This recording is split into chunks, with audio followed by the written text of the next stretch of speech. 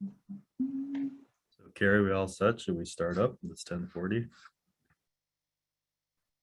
Yeah, let's Okay. begin. Thank you all for joining us for the federal funding panel. As many of you are probably aware of, there's a historic amount of funding available and resources available for tribes pursuing energy projects right now. This panel will help make sense of all the opportunities. We're going to start off with Peyton, excuse me, Peyton Batliner, who I've known for at least 10 years, is an economic development specialist and branch chief of the business service branch within the Department of Interior's Division of Energy and Mineral Development. He has worked at a DEMD since 2009. He works across all commodity groups in the division and specializes in business planning, financial analysis, and tribal utility formation. He is an enrolled member of the Cherokee Nation of Oklahoma and was born on the Pine Ridge Reservation in South Dakota.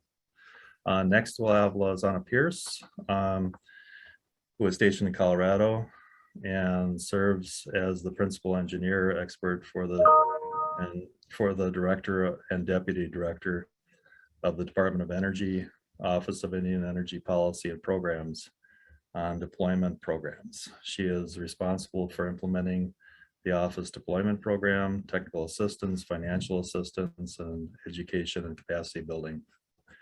And then after that, we'll have Brenda Hine and the rural energy. She's the rural energy coordinator for USDA, rural development in Menominee, Wisconsin. She has over 30 years of federal service with USDA, delivering funding resources to tribal entities. She currently oversees the Rural Energy for America Loan and Grant Program. This program provides funding to small businesses and agricultural producers to purchase and install renewable energy and energy efficiency projects. And after that, we'll have Pilar Thomas, and hopefully Pilar Thomas can dial in, and we'll have her. She's the partner in Corliss and Bradley Energy, Environmental and Natural Resources Practice Group, and is a Pasa Yaqui tribal member. She focuses her practice on tribal renewable energy, natural resources, tribal renewable energy projects, development and finance, tribal economic development, federal Indian law, and natural resource development. Welcome to all our panelists. Peyton, if you want to go ahead and take off first, we'll get started. Yeah, thank you, Bruno. I'll share my screen real quick so we can jump in here.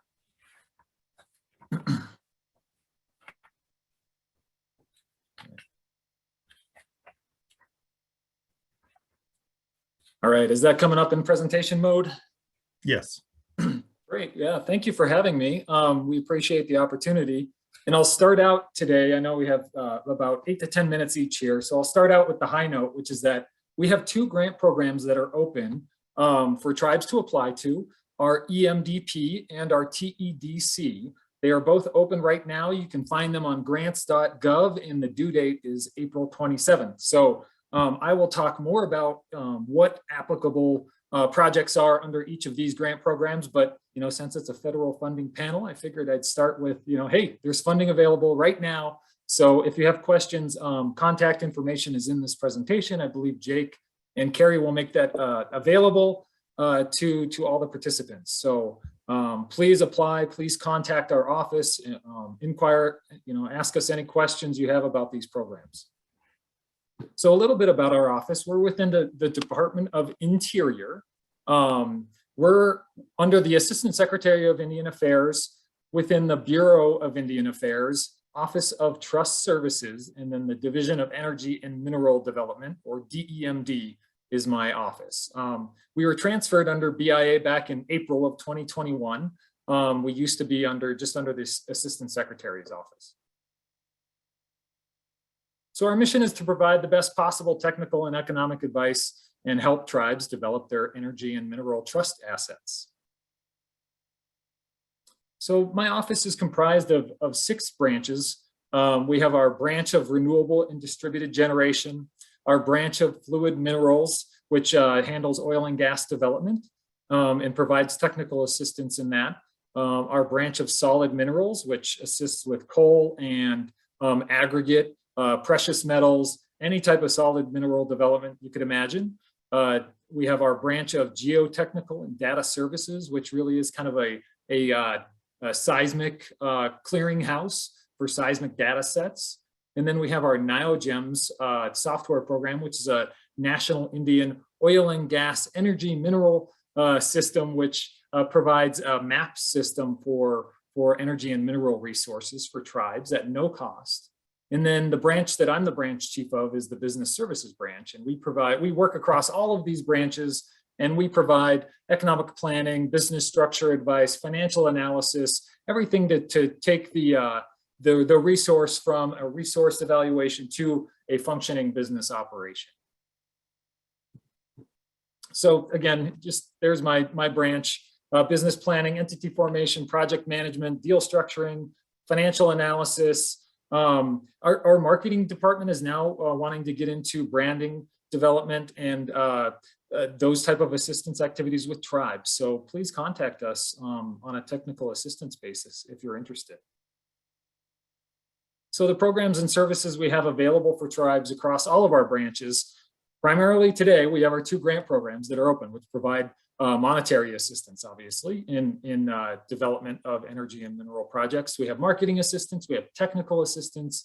We can act as a liaison between other government offices, private industry, help tribes develop these business and potential partnership relationships that they will need to develop energy and mineral resources.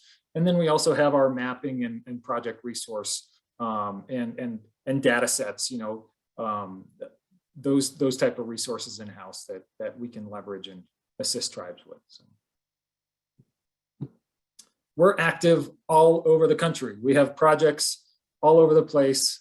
We have our grant projects, our renewable projects. We have NIOGEMS deployed on 64 tribal reservations, 36 solid mineral, 30 fluid minerals. So we just have a whole host and diversity of projects across Indian country. And like I said, our grant programs are open. So the first program that I'd like to talk to you guys about is the EMDP, or the Energy and Mineral Development Program. That's the larger of our 2 grant programs, giving away $5 to $9 million annually. This year in the budget request, both of these programs were the presidential budget that I believe was passed, and we need to see exactly how much is going to be allocated to our grant programs, but it might be significantly more this year.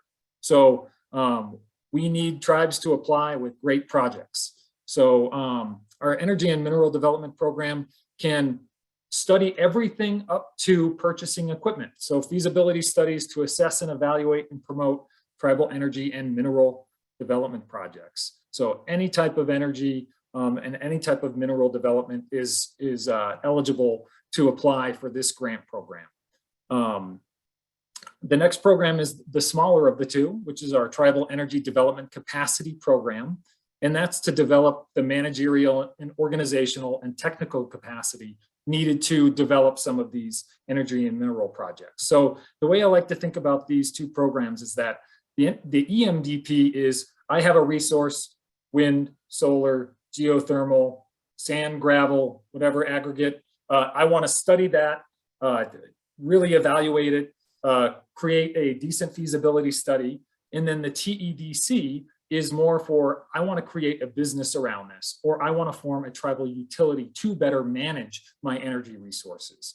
And TEDC is very flexible. You can write codes. I believe I actually have a slide here. Yeah. Develop legal business infrastructure, establish tribally chartered corporations, or if you don't have tribal corporations or LLC codes, adopt those at the tribal level.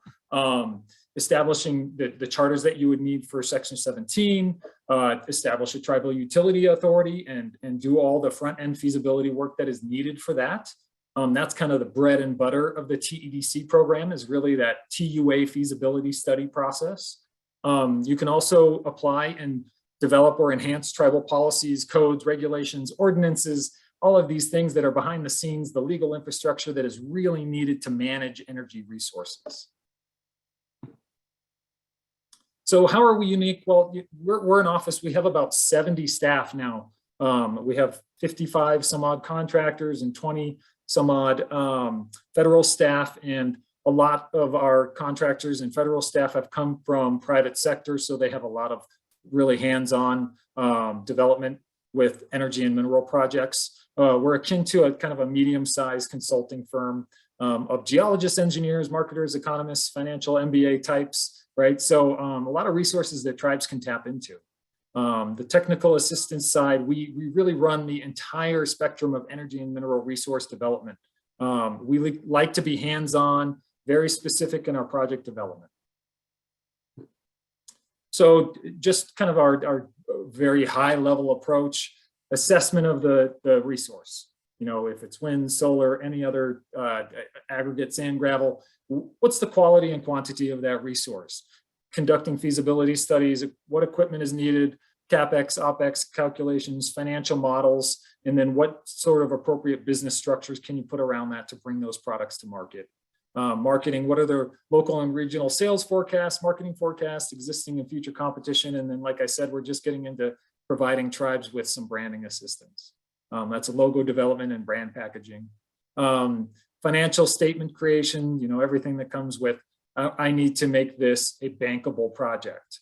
And that runs into the loan programming. So we used to be the sister office of the BIA loan guarantee program, but there are a lot of federal loan guarantees and direct lending now. So DOE has a loan guarantee and is now doing direct lending, which is great.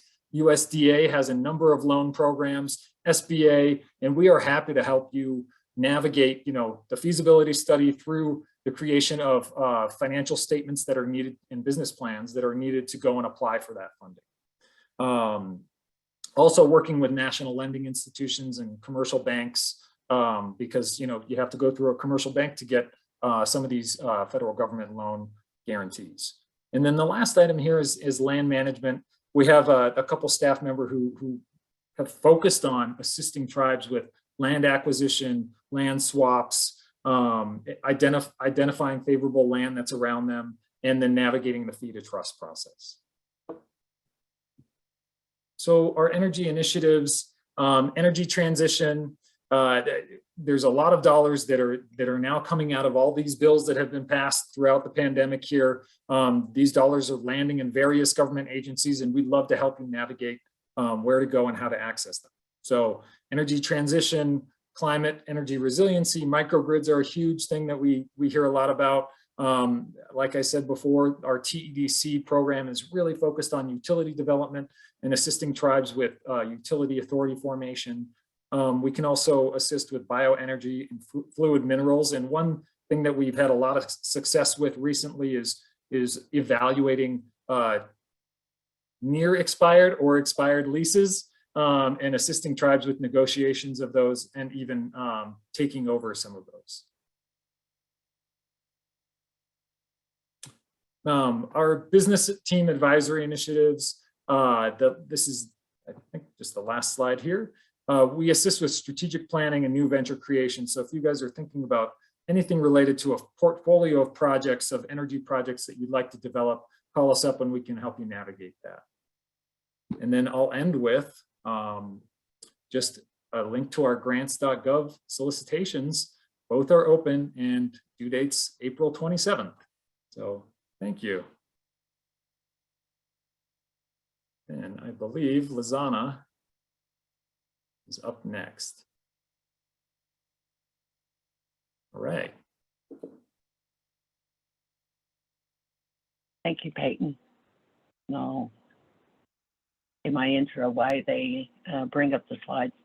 So, hello. First, I want to thank MTERA for the invitation, and also for those of you attending. Thank you for your interest and your time and your attention.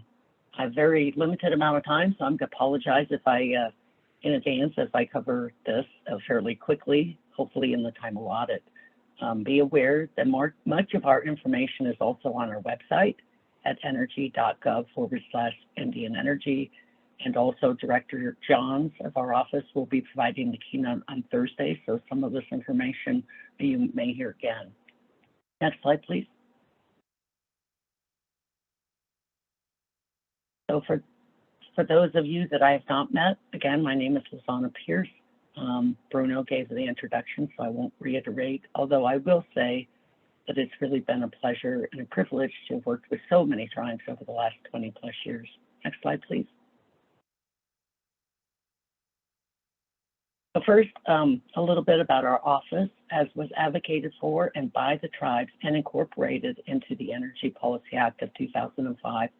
The Office of Indian Energy was stood up in 2011 as one of about a dozen assistant secretarial level offices within the Department of Energy. And for the first couple of years, Pilar Thomas served as our deputy director, and I think she's coming up here at the end of the presentations. So our office is charged by Congress to promote Indian energy development, efficiency and use, reduce or stabilize energy costs, enhance and strengthen Indian tribal energy and economic infrastructure, and bring electric power and service to Indian lands and homes. So to aid us in accomplishing the mission, the office receives insights on issues affecting energy and infrastructure development on tribal lands through the Indian Country Energy and Infrastructure Working Group. This is comprised of tribal leaders throughout the nation to help advise us. Throughout the presentation, you also see pictures of projects that were co-funded by the office, and if you want to learn more about those, you can see them on our website. I won't go through each of those pictures. Next slide, please. We're a really small office, although we've grown significantly in the last few years. In fact, there was like 4 federal employees at the end of 2019. We've grown. We now have 14 federal staff, duty stationed in Washington, D.C., Golden, Colorado, and Anchorage, Alaska. We also have some limited contractor support at headquarters and a contractor team at Golden, Colorado, who supports the National Financial Assistance Grants and Agreements. Next slide, please. So now more about the deployment program, which I oversee. The Office of Indian Energy has a 3-pronged approach, offering financial assistance through competitive grants, technical assistance offered at no charge to Indian tribes and tribal entities, and education and capacity building. Next slide, please. So since 2010, when the office was stood up, DOE's Office of Indian Energy has invested $114 million in more than 200 tribal energy projects across the contiguous 48 states in Alaska, including MTERA and many of the MTERA's member tribes. However, with the announcement of March 21st, there's an additional 14 tribal energy projects that we've selected for negotiation, adding to the investments you've seen here. I'll also give a shout out to Leech Lake Band for being selected for funding in that announcement.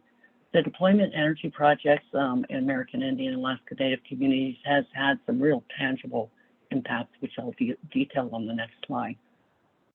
By the way, this slide shows the Tribal Energy Projects database that's on our website. You can zoom in, you can zoom out, it's interactive. We also have a sortable project table, project summaries, presentations on all of these projects, and have completed final reports as well. Next slide, please. So of the $114 million invested by the office, 75% or $85 million has been invested in energy hardware installation projects. These projects, valued with cost share at nearly $160 million, have resulted in some really tangible results for over 100 American Indian and Alaska Native communities. So I'm not going to read through these, but again, I want you to realize that, you know, we've had a budget of about $9.5 million per year. So I think it's significant that the savings that these communities will have is like $3.50 per every dollar that we've invested, and they've affected over 8,600 tribal buildings across the nation. Next slide, please. So specifically, since 2010, nearly 15.4 million has been invested in 30 tribal energy projects to MTERA and the MTERA member tribes in Wisconsin, Minnesota, and Michigan. Again, this is just a snapshot of our online map. Next slide, please. So just a few examples of projects co-funded by the Office of Indian Energy. This slide shows tribes in Arizona, Montana, and Alaska who have deployed energy technology within their communities. And they speak far better than I. Next slide, please. There are also a number of resources available on our website. We have a current funding opportunities page with offerings from the Department of Energy as well as other agencies and entities. We have ongoing funding opportunities page, which provides sources of potential grants and loan guarantee programs and other incentives. You can also receive information directly by subscribing to our email newsletter at energy.gov/Indian Energy. Next slide, please. So besides financial assistance, the office also offers technical assistance, as Peyton indicated, their office of PEMD does as well. We offer this at no cost to tribes and tribal entities. This technical assistance includes technical advice and assistance from energy experts and is designed to really help you move your projects forward or to help you in your energy planning.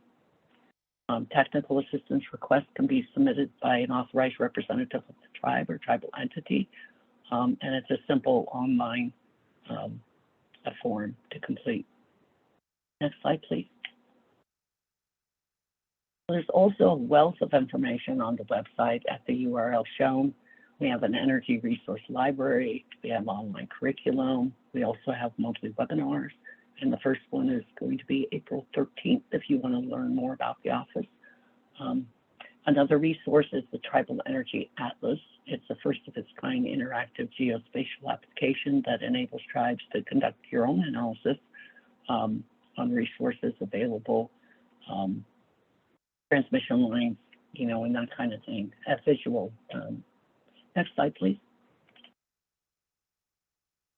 In addition, we also conduct listening sessions, monthly webinars, and you can subscribe again to our email newsletter to receive this information directly if you so choose. Next slide, please.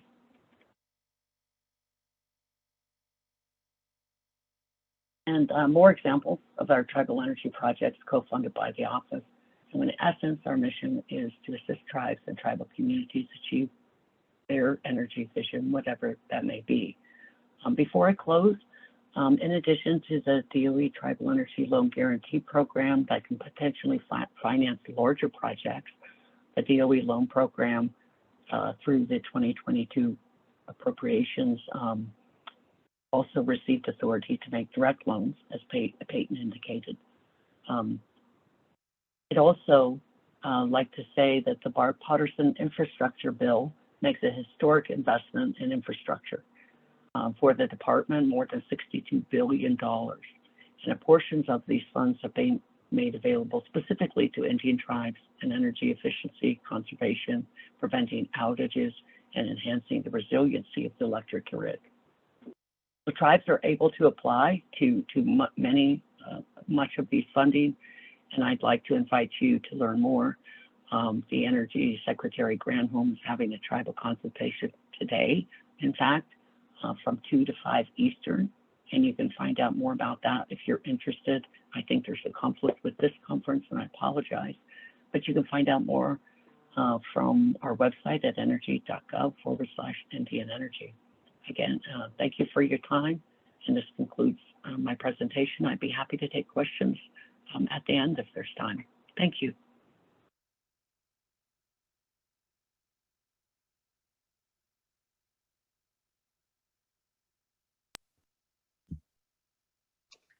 Okay, Brenda. Okay. Hi, everybody. Brenda Heinen. I'm the Rural Energy Coordinator here in Wisconsin for USDA Rural Development. I'm here to speak primarily on our energy programs. And I would start with our Rural Energy for America program. I don't have a PowerPoint. So I'm going to just speak about our programs, and then if there's time later, I can answer questions. So speaking of our Rural Energy for America program, the program can fund renewable energy type systems and energy efficiency improvements. Primarily here in Wisconsin, our interest on the renewable side has been solar PV primarily, but there are other renewables we're funding as well. For example, like anaerobic digesters and wind. Another interest is on the energy efficiency side of the program. We're doing a lot of lighting upgrades, and for farms, we're assisting them with some grain dryer replacements. Eligible applicants for our Rural Energy for America program include agricultural producers and small businesses.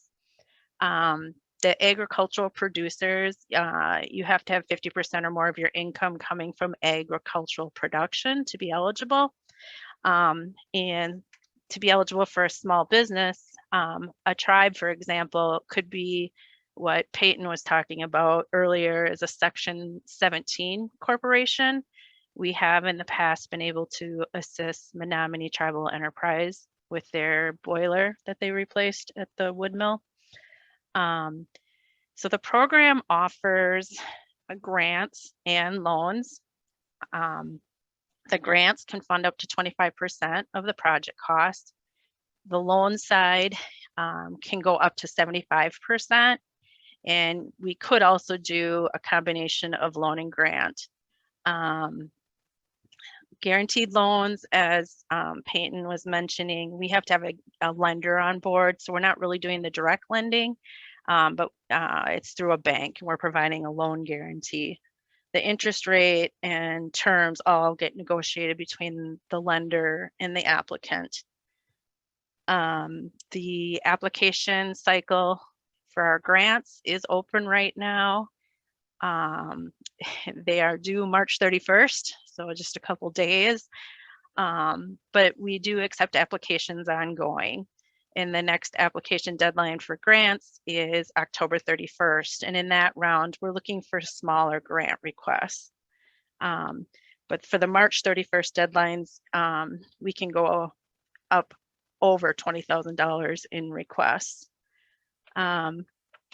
We are hearing that we may too receive additional funding in our programs, but the dollars haven't come down in our budget yet. So we don't know exactly what we will have and how quickly it'll be accessible to us.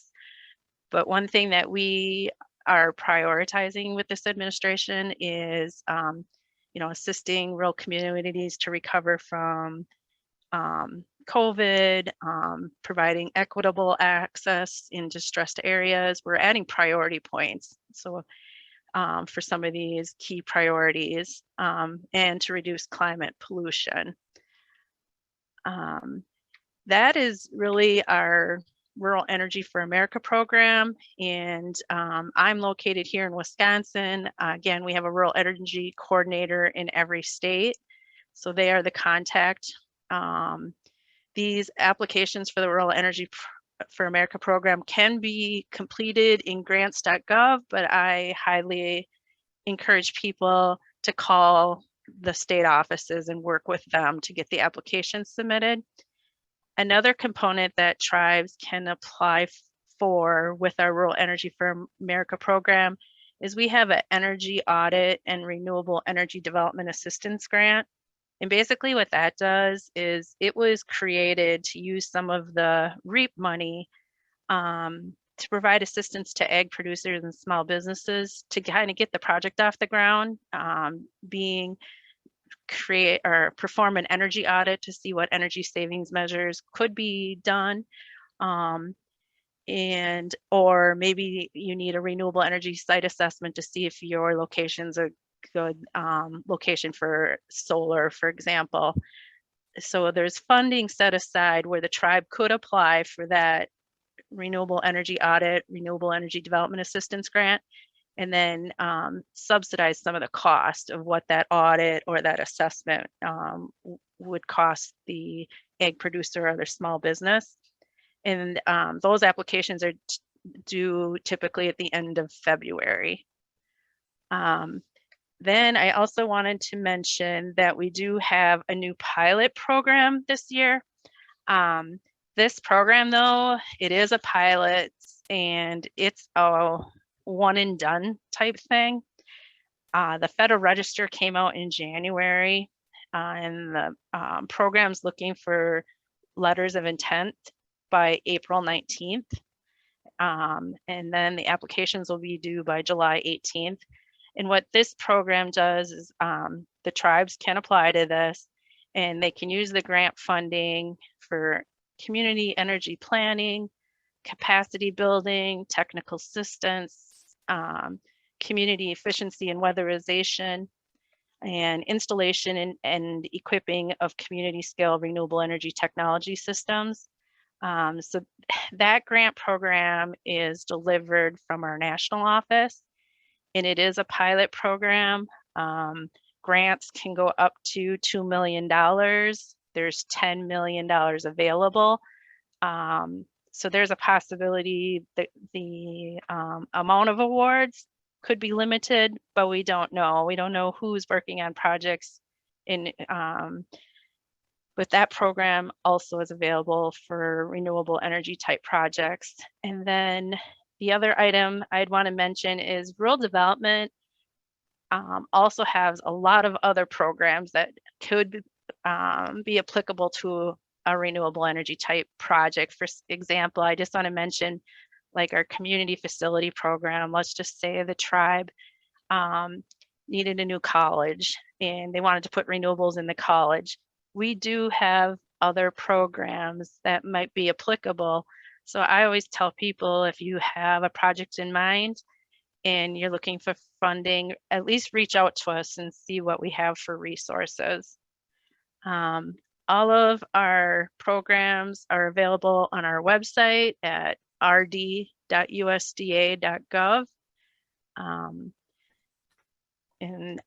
Thank you, and that's what I have on our energy programs. Thank you very much, Brenda. And Claire Thomas, you're up.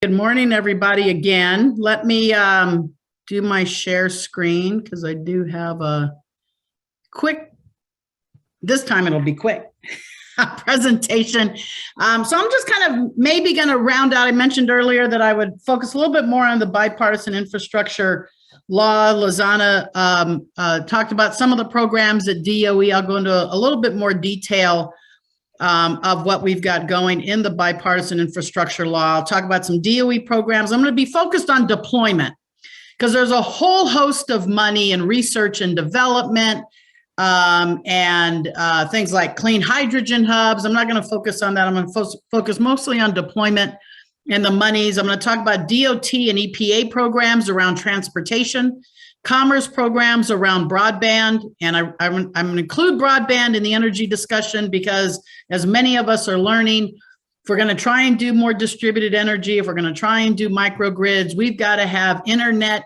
connectivity to be able to really do that effectively and to manage those resources effectively. So without broadband, without access to the internet, a lot of times that's going to be a challenge. I'm going to end with some other DOE resources that I would encourage folks to take a look at. So real quick, let me talk about the 5 or 6 programs that DOE has that are more deployment oriented. Weatherization Assistance Program. I don't know how many tribes here participate directly in the DOE's Weatherization Assistance Program. Probably none of you, since no tribe is in this program, even though they're eligible for assistance under the WAP. $3.5 billion was appropriated in the Bipartisan Infrastructure Bill. Their appropriation that they got, their regular appropriation, another $325 million. Substantial amount of money. You can use up to $9,000 per household for weatherization assistance activity, which also includes distributed energy resources. So I would encourage the tribes to take a hard look at this program. The application period is actually open right now for July round of funding. This is typically a formula program where the states automatically get the money. But as I said, tribes are directly eligible, tribes and tribal housing authorities. So I encourage you to take a hard look at this and to reach out to the Department of Energy Weatherization Assistance Program about how your tribe can get access to this funding directly instead of having to go through the state. In addition, the Energy Efficiency and Conservation Block Grant, for those of you who have been around for more than 10 years, you'll remember this from the American Rescue Plan, like 2009 American Rescue Plan, where it was funded for the first time, $3 billion then, now it's only $550 million, but there's a statutory 2% tribal set aside. Unclear how I keep saying Treasury because I've got Treasury. Unclear how Energy is going to allocate these funds to tribes. The last time around, it was based on population with a minimum amount for tribes. There's been no indication from Energy at all of whether they're going to change this allocation formula, and it's not on their list of consultation items today. So I would strongly recommend if you're going to participate in consultation today, we try and get some sense of what the EECBG is going to do. Energy efficient schools, $500 million for K through 12. So if you have a school, your school, tribal controlled, or a non-tribal controlled school on the reservation, you're going to have access to funding for providing energy efficiency projects for your schools. There's a $1 billion pot for rural and remote communities. So I think remote, it probably means Alaska, but rural means anything, any community less than 10,000 people. Again, no indication yet from Energy of when this money is going to hit the street other than likely towards the end of the year. There are two grid resiliency programs. They're each $5 billion. One is a big grid, one is a little grid. So I would strongly recommend, especially for distribution grid system opportunities, whether you have your own utility, whether you're thinking about doing your own utility, or working with your co-op or your distribution utility around some of the grid upgrades that they need to be able for you to do more distributed energy projects, right? How many tribes run into the issue with their co-op that you can't put more, first of all, they won't let you put more than 5% on for some technical reasons, but mostly for contractual reasons. But even when you want to put more distributed energy on, you're having a challenge with the technological state of the grid, and that's what the one of the grid resiliency programs is intended. Tribes are directly eligible for that, and working with utilities is contemplated. And then finally, there's a piece on workforce development and building out training centers and training assistance centers. TCUs are explicitly mentioned in there for clean energy workforce. On the DOT EPA side, I put them together because this is all around electric transportation. The DOT has the electric vehicle charging station program. It's called NEVI. That's actually a joint program with the Department of Energy. They have a joint office where DOE is providing technical assistance to the states. The states will get $5 billion directly. They have to do a state plan that is due by August. They are supposed to engage tribes per the guidance. If you haven't heard from your state, I recommend you find out what the state is doing. The EV charging stations for this are focused on interstate and US highways. However, the states have the ability to expand to state highways if they want to amend their corridors. There is a map, so you can see which state corridors will automatically be included in this program. I'm happy to provide a link for that. There's also a second pot of money for community corridors and underserved and tribal communities. It's going to be split into two, so it'll be $1.25 billion each. That'll be a competitive grant program. We don't have any other information on that. So if you can't get money out of the state program, the $5 billion, Then you've got a competitive grant program you're eligible for. DOT has also got 1.1 billion for low to no emission vehicles. That's really transit vehicles, your bus fleets. Applications are open now for that program. The DOT Protect program is around roads, and mostly in rural communities that need more resilient roads. And I think included in the description could also be alternative fuel or electric vehicle charging stations as part of climate resiliency efforts. There's a mandatory 2% tribal set aside in that. And then finally, the EPA got $5 billion for an electric school bus program. So go get some money from EPA to replace your school buses. Go get some money from Department of Energy to make your schools more energy efficient. And that's how that stuff is working together. Finally, Commerce Broadband.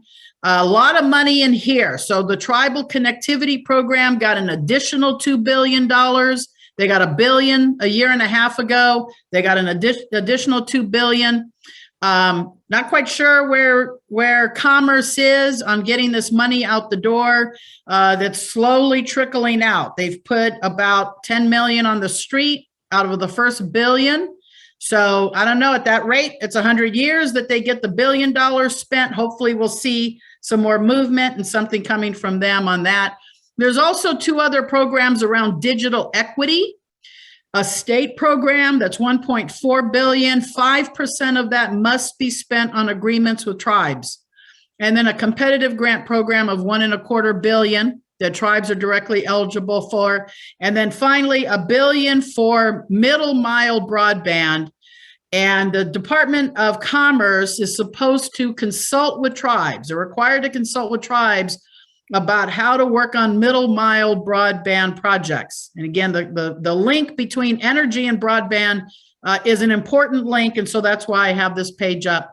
Finally, let me just make a plug for some DOE resources. I don't know how closely folks follow what comes out of DOE, but in January, the Office of Energy Efficiency and Renewable Energy put out a nice little document called the Solar Power in Your Community, and had a big splash about it, but unfortunately didn't include tribes in the analysis. They had some tribal projects in there, but there's nothing in there that talks about how tribes themselves as separate sovereigns can promote more solar power in their community. Nonetheless, it's a great model and a great guidebook for some of the things that you can do in your community to promote more solar. I also would encourage you to take a look at the Solar Futures study that was put out in September of 21. Also has a nice chapter on energy equity and environmental justice and some things, and they do there talk specifically about tribal communities. So I would encourage you to look at that. There's a great roadmap there of things that can be done at the tribal government level to promote your positions, not just with the federal government, with state governments. I encourage you to pay attention to Berkeley National Lab, who has a whole suite of information around financing energy efficiency. And then finally, FEMP is FEMP stands for Federal Energy Management Program. And they're responsible for helping the federal government manage its energy needs and energy requirements. And they put out a lot of guidance for federal agencies around how to pay for energy efficiency. They put out this guidance in August of 2020 around how to finance microgrids. And so, as I like to say, if it's good enough for the federal government, it's got to be good enough for us. So these are just some examples of some models, some information that's also out there that I would encourage you to take a look at as ways to give you ideas of things you can do, other ways to get some things done. I know, Lizana just talked about the Office of Indian Energy. They got $58 million. 50 million or so of that, hopefully going into deployment grants or technical assistance. But as much money as that is, it's just not near enough. And so resources like this can help us figure out other ways to pay for, and even with USDA, again, still not enough, necessary but insufficient, as we would say in the law. So some other resources for how to go get some more money. So with that, I will turn it back over. Thank you. Thanks, Blair. So if everybody could fill out the survey and then also we invite you back to look at the next session and the event hub.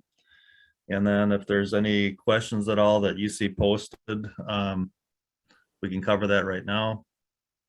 There's the panel feedback.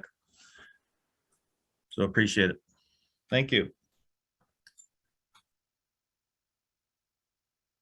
Thank you, Bruno. Thank you all the panelists. I don't see anything for in the chat or hands raised. Do you, Carrie? No, I do not. Let's see. Okay. Great. No. I think all the questions in the chat have been answered. They're Excellent. I think we're good. Everybody appreciate all your expertise and participation with MTERA, and you all have a good week and participate please in the rest of the conference. Thank you very much. Thank you. Thank you. Thanks, everybody. Have a good day. Have a good rest of your week. You too. You too. Bye now.